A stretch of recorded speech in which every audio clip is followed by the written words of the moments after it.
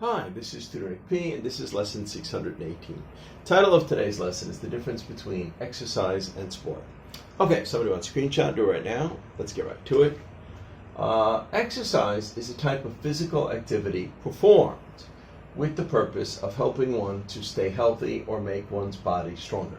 So exercise does have a specific purpose, and it's usually to make you healthier or help you lose weight or something like that.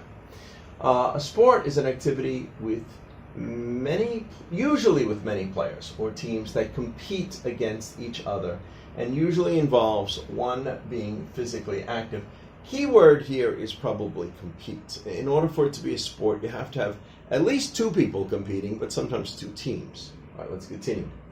Exercises are usually like calisthenics, such as push-ups, sit-ups, chin-ups, jumping jacks, jogging, etc. Most exercises could also be done by a single person and does not require competition. Now let's continue. Sports are usually more organized and follow set rules. Sports include such examples as baseball, football, basketball, soccer, etc. Let's continue. Technically, all sports are a type of exercise, but not all exercises could be considered a sport. Let's continue. However, some exercises, if organized into rules or competition, are considered to be sports, such as swimming. Yeah, so if you're just swimming by yourself every day, that's probably really more of an exercise. But if you are competing against somebody, if you're having a race or something like that, well, that is clearly a sport. Track and field exercises such as running. Yeah, so if it's a running race, of course, this is a sport. You know, you're competing.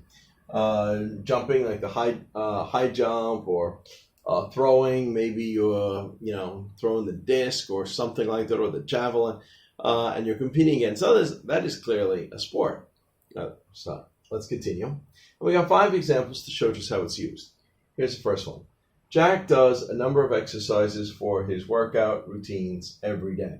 Yeah, he's probably things like push-ups and sit-ups. So this definitely would just probably go under exercise. And he's only doing it for himself. He's not really competing against anyone. He lives a sedentary lifestyle and does not have much time for exercise. Yeah, so if you don't have time for exercise, you probably definitely don't have time for sports. All right, number 3, exercise is necessary to help strengthen the body. Okay, we can say that. Number 4, in high school, Bob plays a lot of sports and was on both the football and baseball teams, probably. Okay, good. And number 5 here, the only sport I follow is baseball. Yeah, you don't usually follow exercise. You don't care about what somebody does personally with their exercise routine. You usually follow a sport, you follow a game, and other teams that are competing against each other. Okay, anyway, I hope you got it. I hope it's clear. Hope now you got a better feel of when you would probably use the word exercise and sport. Thank you for your time. Bye-bye.